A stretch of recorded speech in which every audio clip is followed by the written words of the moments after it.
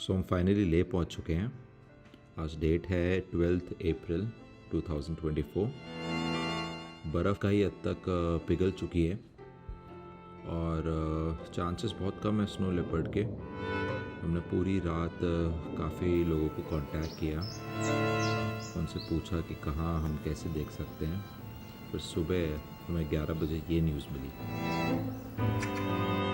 We are in Leh currently, and there's a kill by snow leopard approximately 40 kilometers from here, that is on the east of Leh.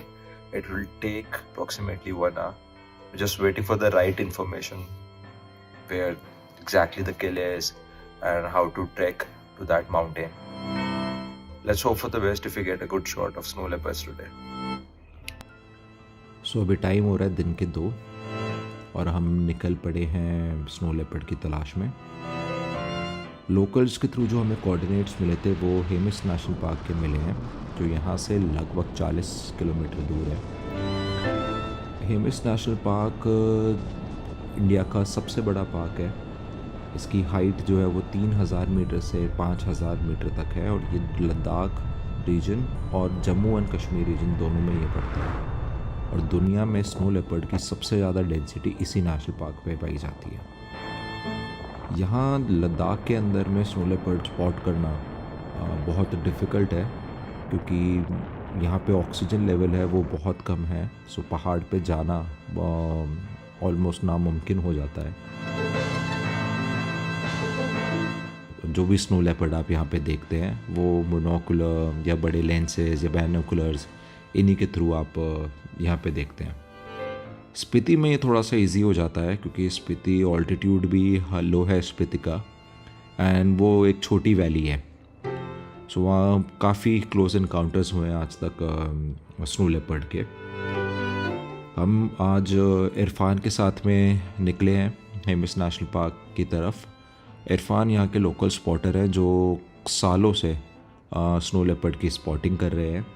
तो आज जानते हैं हम इरफान के through उनकी कोई स्नो लेपर्ड की कहानी। So what was your craziest sighting? I mean, of course, the first sighting, the first time when you see a snow leopard. Yeah. So that's always something special, yeah.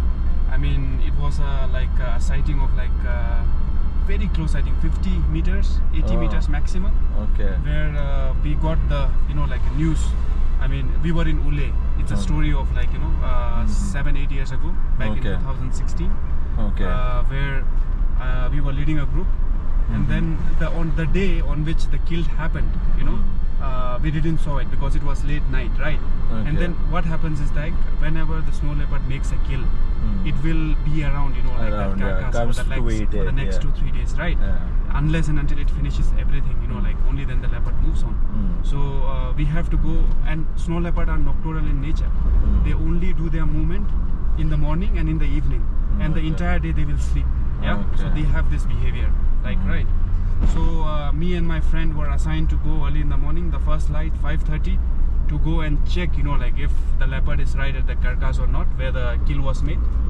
And then it's a walk of 10-15 minutes from the lodge. So me and my friend went early in the morning around this time, 5:36. And then the movement, because the kill was, so we were little high. The kill was down in the valley, but very close, right? So Okay. you only get to see the kill when you get at the extreme edge of that, Okay. cliff, right?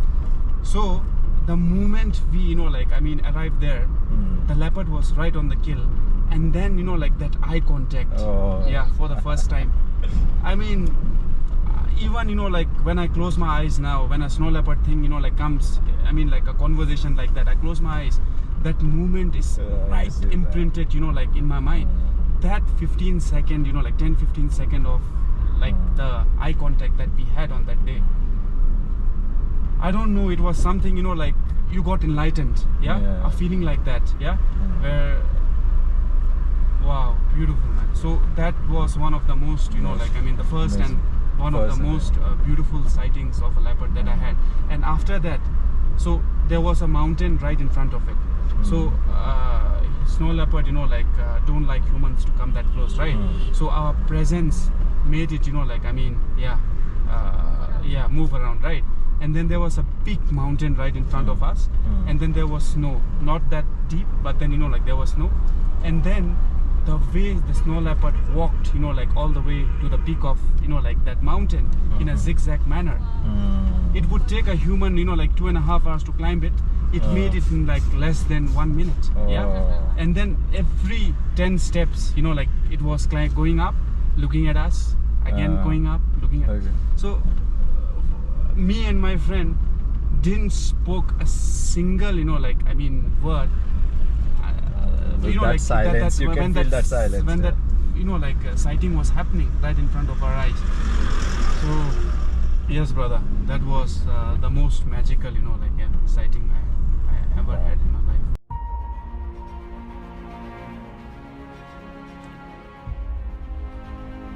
सो हम almost पहुंच चुके हैं। यहाँ से कुछ 10 minute का रास्ता है जहाँ से हम अपनी ट्रैक की शुरुआत करेंगे। सो फाइनली हम यहाँ आ चुके हैं। इसी रोड के पैरेलल एक रिवर है और उस रिवर के साइड में ही गांव वालों ने बताया कि वहाँ पे किल हुआ है एंड स्नो लेपर्ड उसे खाने के लिए यहाँ बार बार आ रहा है। ऑलरेडी कुछ फोटोग्राफर्स एंड स्पॉटर्स यहाँ पे पहुँच चुके हैं। टूरिस्ट को लेके भी काफ़ी स्पॉटर्स आए हैं। हम ऊपर चलने की अब तैयारी करेंगे। काफ़ी भारी है क्योंकि बहुत सारा सामान है हमारे पास में, tripod and big lenses, cameras, everything with us and jacket too, क्योंकि थोड़ी ही देर में रात हो जाएगी। सो स्नो लेपर्ड ठीक हमारे सामने है बट उसकी विजिबिलिटी इतनी अच्छी नहीं है क्योंकि जो किल है वो उस किल के पीछे सो रहा है। सो हम बहुत देर तक उसके मूवमेंट के लिए वेट कर रहे हैं। काफ़ी देर हो चुकी है हमें, वेट है बस उसके उठने का। और ये इसने करवट बदल ली और ये अभी बिल्कुल फ्रंट से हमें देख रहा है। हम बहुत लकी हैं क्योंकि हम इस स्नो लेपर्ड को without any lens and without any digital equipment हम इसको डायरेक्टली नेकेड आई से हम देख पा रहे हैं। एग्जैक्टली हमसे 50-60 मीटर्स हैं। आप देख पा रहे हैं ये जो किल किया हुआ है काऊ का जस्ट इसके पीछे। ये क्लोजर विजन है बट आप इसको नेकेड आई से भी देख पा रहे हैं। ये हमारी पहली साइटिंग है स्नो लेपर्ड की। यहाँ काफ़ी लोग सालों से आ रहे हैं। हम यहाँ पे फोटोग्राफर से मिले जिन्हें 7 साल हो गए हैं और उन्होंने हमेशा स्नो लेपर्ड को मोनोकुलर या बाइनोकुलर से बहुत दूर पहाड़ के ऊपर बैठा हुआ देखा है।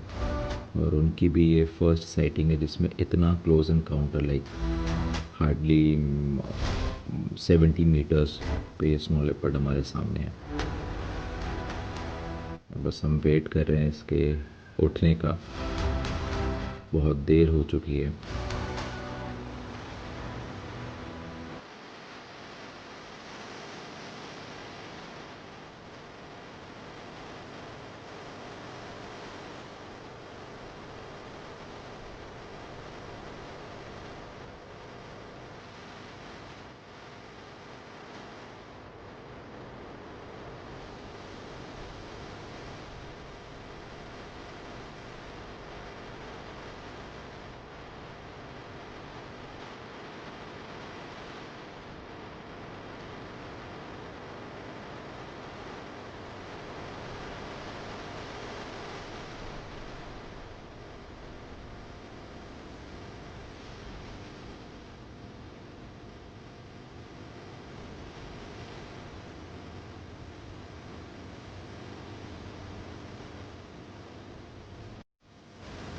अभी थोड़े चांसेस ज़्यादा हैं इसके उठने के क्योंकि ये बर्ड मैकपाई इधर आ गई है और इस मैकपाई की भी पूरी नज़र इस किल के ऊपर में है। सो ये स्नो लेपर्ड नहीं चाहता इसे किल के पास किसी को भी आने दे। अभी उठने का है इसका टाइम, बिकॉज ऑलरेडी 6 बज चुके हैं, अंधेरा चालू हो चुका है, ठंड भी बढ़ चुकी है। सो हम वेट करेंगे लास्ट मोमेंट तक, बिल्कुल अंधेरे होने से पहले तक ये यहाँ से उठ जाए, और हम कोशिश करेंगे फिर सुबह आके जल्दी इसको फिर से यहीं पे स्पॉट करें, वापस इसको कैप्चर करें, क्योंकि अभी इसके चांसेस उठने के मुश्किल हैं, क्योंकि इसका पेट देखे पूरा फुल है। सो ये यहीं रेस्ट करेगा, क्योंकि शिकार को छोड़ के जाना, और अभी इसको एक ही दिन हुआ है, तो अभी ये शिकार पूरा भरा हुआ है अभी इसके लिए। उसको वुल्फ से, फॉक्स से, इन सारे जानवरों से इसको प्रोटेक्ट करना है जब तक ये इसको पूरा लास्ट तक नहीं छोड़े, और लास्ट में जब ये ख़त्म हो जाएगा तब ये इसको मैगपाई और दूसरे बर्ड्स हैं, वल्चर्स हैं, उनके लिए ये इसको छोड़ देगा।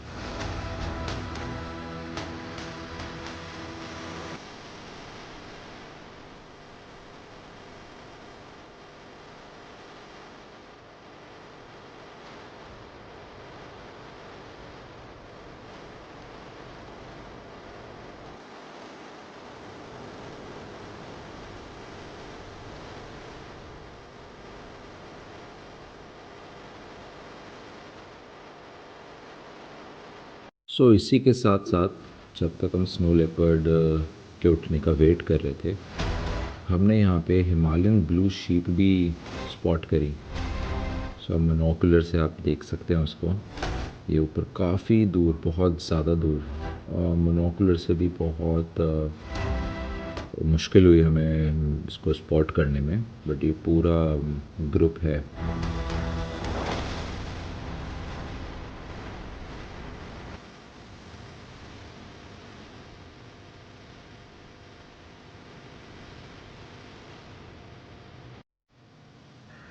फाइनली हमें बहुत ही अच्छी पोजीशन मिली फ़ोटोज़ कैप्चर करने के लिए।